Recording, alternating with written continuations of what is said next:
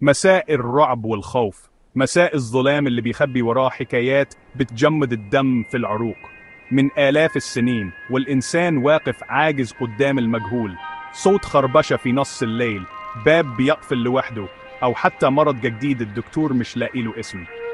العقل البشري بطبيعته لازم يلاقي تفسير، ولما العلم بيقف الخرافة بتبدأ، وكل ده بيتحول في ثانية لواحدة من أكتر الكلمات رعبا في تاريخنا: جن أو روح شريرة.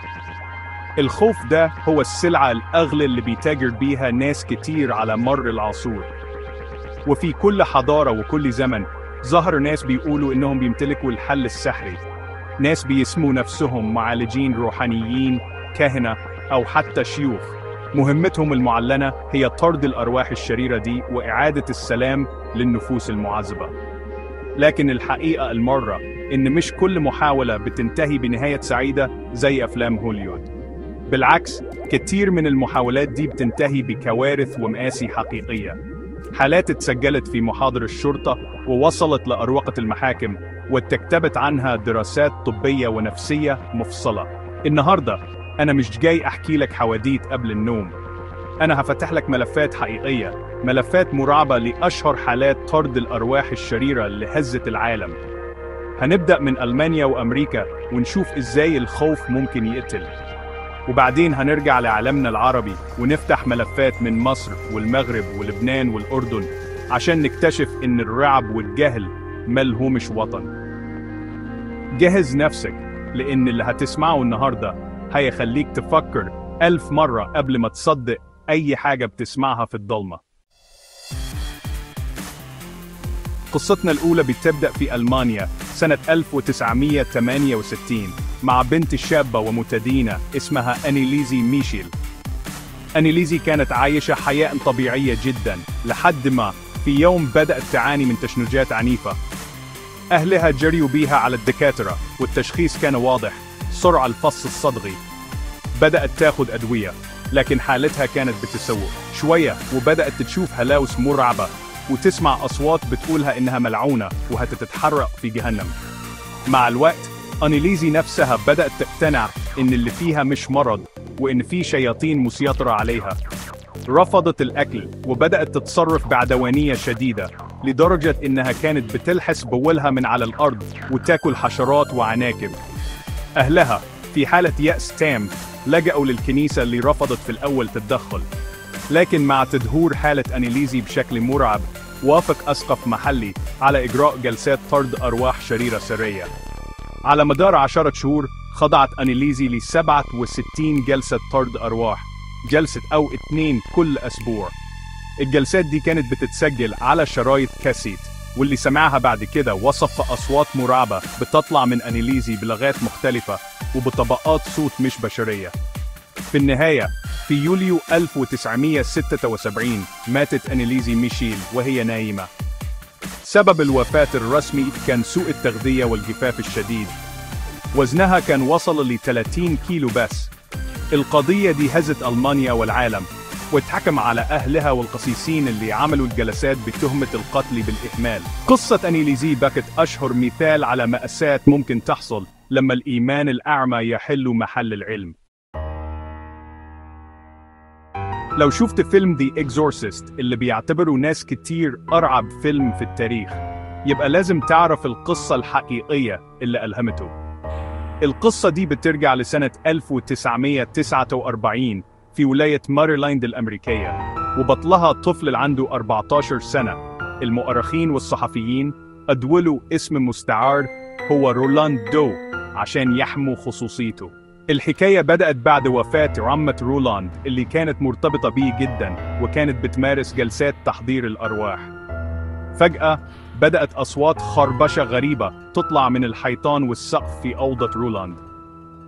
بعدها الأثاث بدأ يتحرك لوحده، والأشياء المقدسة زي سور القديسين كانت بتتهز بعنف وتقع من على الحيطان كل ما رولاند يقرب منها. أهل رولاند في البداية تفتكروا إنها مجرد هلاوس، لكن لما الأحداث زادت وبدأت تظهر علامات خدوش وجروح على جسم ابنهم، لجأوا للكنيسة. بعد عدة محاولات فاشلة، تم تكليف مجموعة من الكهنة اليسوعيين بإجراء عملية طرد أرواح رسمية. الجلسات استمرت لأسابيع طويلة وكانت عنيفة جدا. الكهنة سجلوا في يومياتهم إن رولاند كان بيتكلم بلغات قديمة عمره ما سمعها، وجسمه كان بيتحرك بطرق مستحيلة، وكان بيصرخ بكلام كفر وتهديدات. في إحدى الليالي ظهرت كلمة هيلو مكتوبة بخطوط حمراء على صدري، وفي ليلة تانية ظهرت كلمة هيل. بعد أكثر من 30 جلسة وفي ليلة من ليالي عيد الفصح، رولاند صرخ فجأة: يا شيطان، يا شيطان، أنا القديس ميخائيل، أمرك أن تخرج من هذا الجسد الآن. بعدها الولد دخل في غيبوبة قصيرة، ولما فاق قال لهم إنه مش فاكر أي حاجة من اللي حصل. رولاند دو كبر وعاش حياة طبيعية تماما، لكن قصته فضلت خالدة كواحدة من أكثر حالات طرد الأرواح غموضا ونجاحا في التاريخ. بننتقل لإنجلترا، وتحديدا لبلدة أوسيت الصغيرة سنة 1974. بطل القصة هنا هو مايكل تايلور، راجل عادي جدا متجوز وعنده أولاد وعضو نشيط في جماعة دينية مسيحية محلية. فجأة سلوك مايكل بدأ يتغير بشكل جذري، بقى عصبي، عنيف، وبيتكلم بكلام غريب ومخيف. زوجته كريستين وأصدقائه في الكنيسة لاحظوا إنه بيتكلم عن إنه حاسس بوجود شر جواه. الوضع وصل لدرجة إنه هاجم كاهن الكنيسة في نص عظة دينية وهو بيصرخ بكلام مش مفهوم. هنا الجماعة الدينية بتاعته اقتنعت إن مايكل ممسوس من الشيطان ولازم يخضع لجلسة طرد أرواح.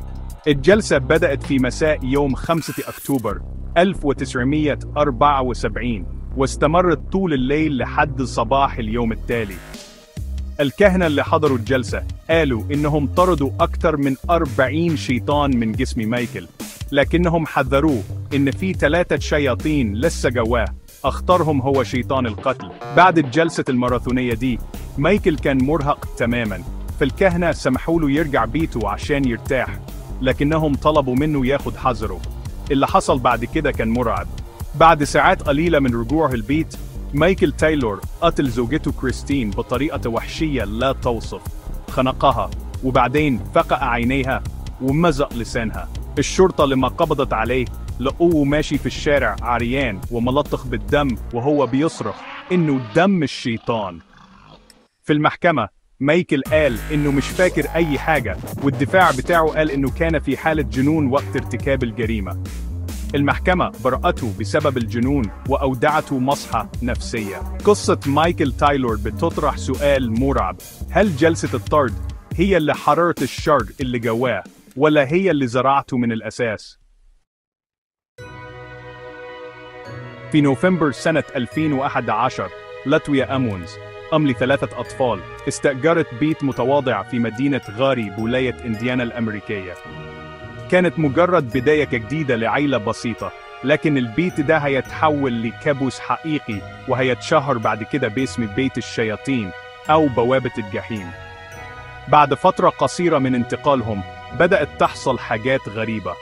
أسراب من الذباب الأسود الكبير كانت بتظهر فجأة جوه البيت في عز الشتاء وتختفي. بالليل كانوا بيسمعوا صوت خطوات ثقيلة في الأبو وأبواب بتفتح وتقفل لوحدها. لكن الرعب الحقيقي بدأ لما الظواهر دي بدأت تأثر على الأطفال. لاتويا قالت إن عيون ولادها كانت بتنتفخ وتبرز لبره، وكانوا بيتكلموا بأصوات غريبة وعميقة. وفي مرة ابنها الصغير اللي عنده 7 سنين بس كانت قاعدة معاه في أوضته، وفجأة اتكلم بصوت مش صوته وقالها كلام مرعب. والأغرب إن ابنها التاني اللي عنده 9 سنين مشي على الحيطة للخلف زي ما بنشوف في الأفلام قدام عينين موظفة من إدارة رعاية الأسرة والطفل اللي كانت بتزور البيت. الموظفة دي كتبت التقرير الرسمي باللي شافته، والتقرير ده وصل للشرطة وللكنيسة الكاثوليكية. بعد تحقيقات من الشرطة اللي شاهد ضباطها بنفسهم على ظواهر غريبة في البيت، وافقت الأبرشية المحلية على إجراء 3 جلسات طرد أرواح رسمية. الجلسات دي تمت على لاتويا نفسها، والكاهن المسؤول قال إنها كانت من أصعب الحالات اللي شافها. القصة دي اتوثقت في تقارير شرطة رسمية وشهادات موظفين حكوميين، وده اللي خلاها واحدة من أكتر قصص البيوت المسكونة تصديقاً ورعباً في العصر الحديث. بنرجع بالزمن لورا قوي لسنة 1906 في جنوب أفريقيا.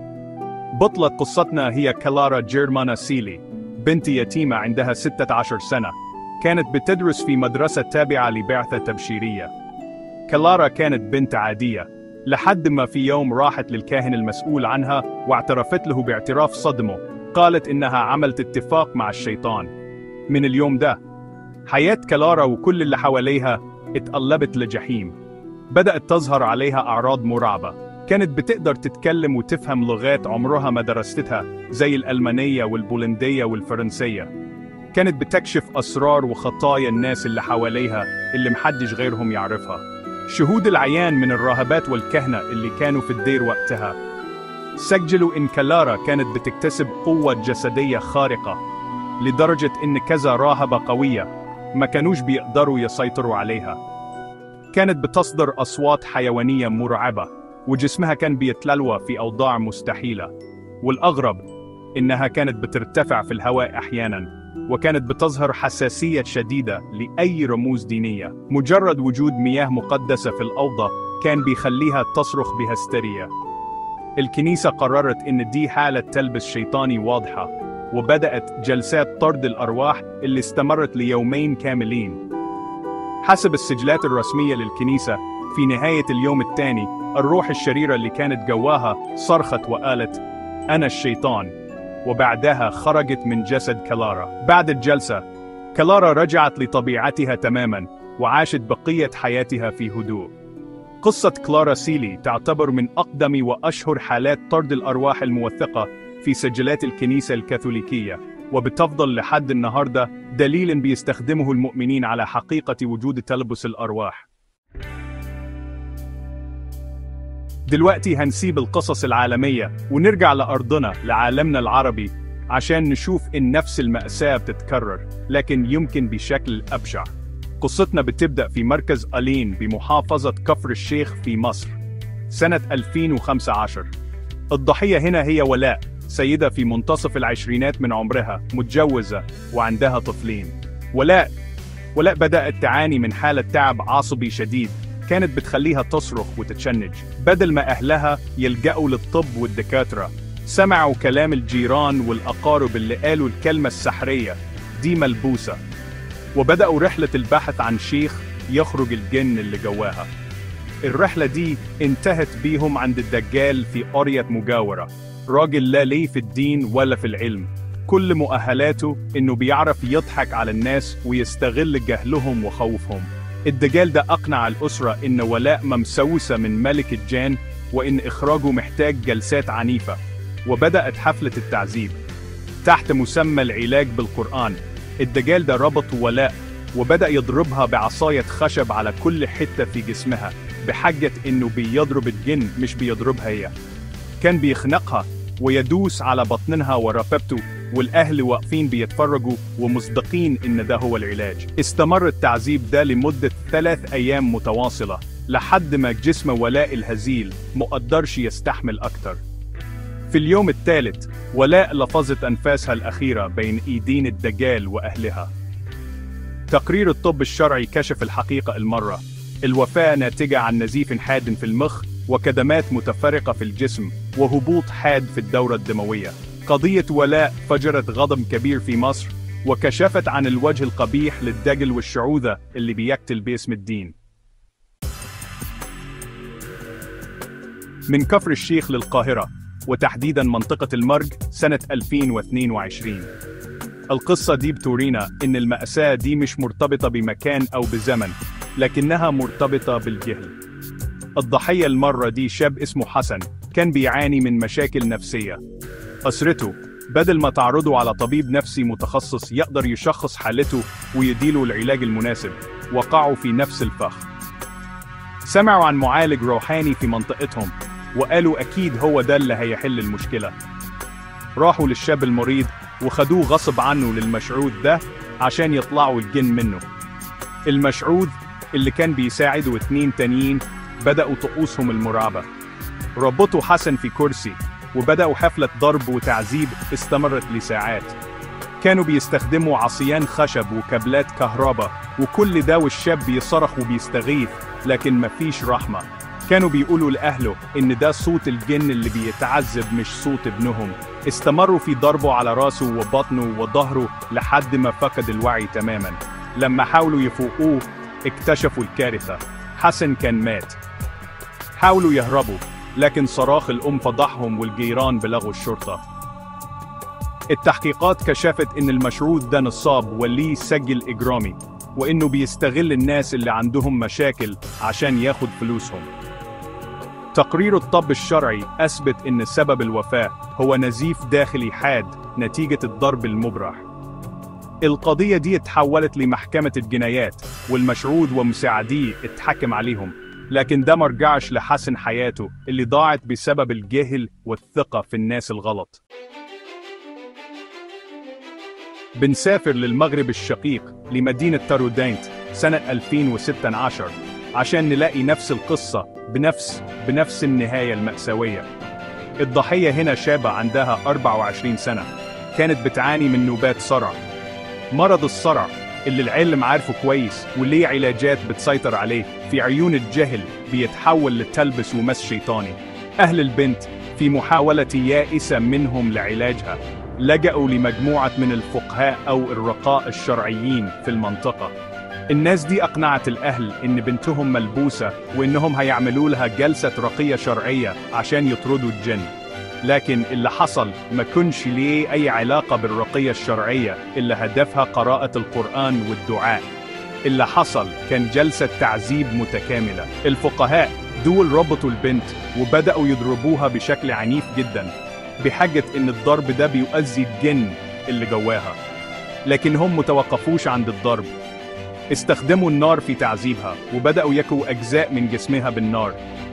صرخات البنت كانت بتملي المكان، لكن هم كانوا بيقولوا لأهلها ما تخافوش، ده الجن هو اللي بيصرخ.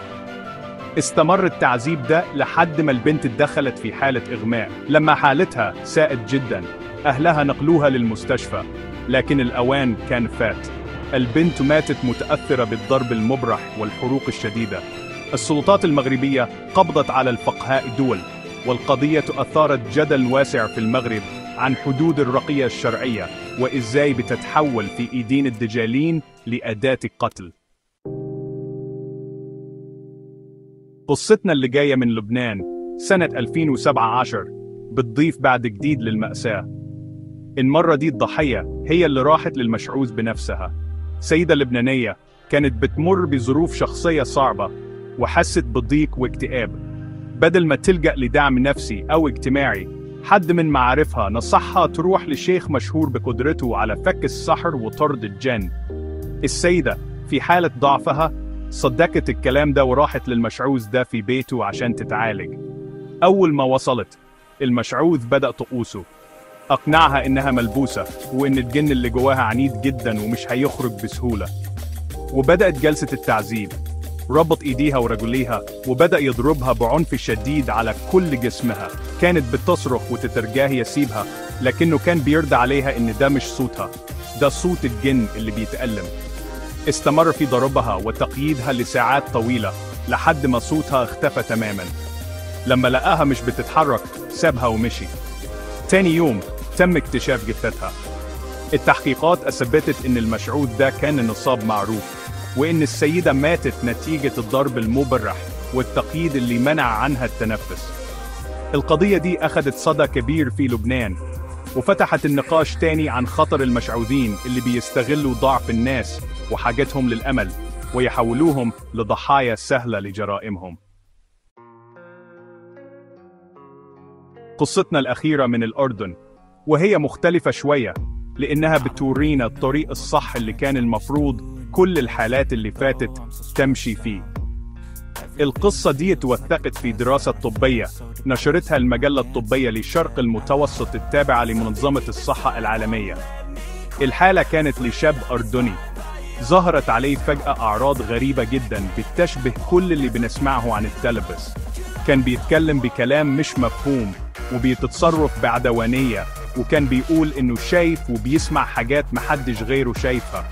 أهله زي أي حد في مجتمعاتنا أول حاجة فكروا فيها كانت الجن. الأسرة لجأت للشيخ عشان يعمل للشاب جلسة طرد أرواح أو رقية شرعية. الشيخ عمل الجلسة، قرأ القرآن، لكن حالة الشاب متحسنتش. وهنا الأهل عملوا الحاجة الصح، بدل ما يروحوا لدجال تاني أو مشعوذ يستخدم العنف، قرروا يلجأوا للعلم. خدوا ابنهم لمستشفى متخصص في الأمراض النفسية. هناك الدكاترة عملوا فحوصات شاملة واكتشفوا الحقيقة. الشاب مكانش ملبوس ولا حاجة، كان بيعاني من حالة نادرة من الذهان الحاد. الدكاترة بدأوا معاه خطة علاج بالأدوية المضادة للذهان مع جلسات علاج نفسي. خلال فترة قصيرة حالة الشاب بدأت تتحسن بشكل ملحوظ جدا، والأعراض المرعبة اللي كانت عنده اختفت تماما. الحالة دي بقت دراسة حالة مهمة جدا، لأنها بتثبت بالدليل العلمي إن كتير من الأعراض اللي الناس بتفسرها على إنها تلبس هي في الحقيقة أعراض لأمراض نفسية وعصبية ليها علاج، وإن الحل مش في الضرب والتعذيب، الحل في الطب والعلم. القصص اللي سمعتوها النهاردة مش من أفلام رعب، دي قصص حقيقية موثقة في محاضر شرطة ومثبتة بتقارير طب شرعي، وبعضها تحول لدراسات علمية من ألمانيا لأمريكا ومن مصر للمغرب. المأساة واحدة والقاتل واحد: الجهل. الخوف من المجهول بيحولنا ضحايا سهلة، بنسلم عقولنا وحياة حبايبنا لناس بتتاجر بأكتر حاجة بدائية فينا: خوفنا. ناس بتستغل الدين كغطاء لممارسة أبشع أنواع النصب والتعذيب والقتل. الخلاصة المرعبة هي إن كتير من الناس اللي ماتوا في القصص دي واللي زيهم كتير محدش سمع عنهم ما كانوش محتاجين طارد أرواح، كانوا محتاجين طبيب، كانوا محتاجين تشخيص صح، كانوا محتاجين دواء. الدجالين والمشعوذين دول تجار موت، بيضربوا، يعذبوا، يحرقوا، يقتلوا، وفي الآخر يقولوا بكل بساطة ده جن. بيستغلوا آيات القرآن في غير موضعها عشان يبرروا جرائمهم، والدين منهم براء. تحذير مهم جدا: لو حسيت إنك أو أي حد من أهلك أو صحابك بيعاني من أعراض غريبة نفسية أو جسدية، أرجوك الحل مش عند دجال ولا مشعوذ. الحل عند ربنا سبحانه وتعالى أولاً، ثم عند الدكاترة المتخصصين. ربنا بنفسه قال في كتابه الكريم: وإذا مرضت فهو يشفين. الشفاء بيجي من عند ربنا، وربنا هو اللي وهبنا العلم والطب كأسباب للشفاء. الإيمان بالله واللجوء للقرآن للطمأنينة والسكينة مع الأخذ بأسباب العلم والطب هو ده الطريق الوحيد الصح والآمن. في النهاية، لو القصص دي خوفتك، أو الأهم خلتك تفكر، يبقى أنا عملت اللي عليا. ما تنساش تشترك في القناة وتفعل جرس التنبيهات، عشان كل أسبوع عندنا قصص أعمق وأغرب وأحيانا أرعب، لكن الأكيد إنها كلها حقيقية. سلام.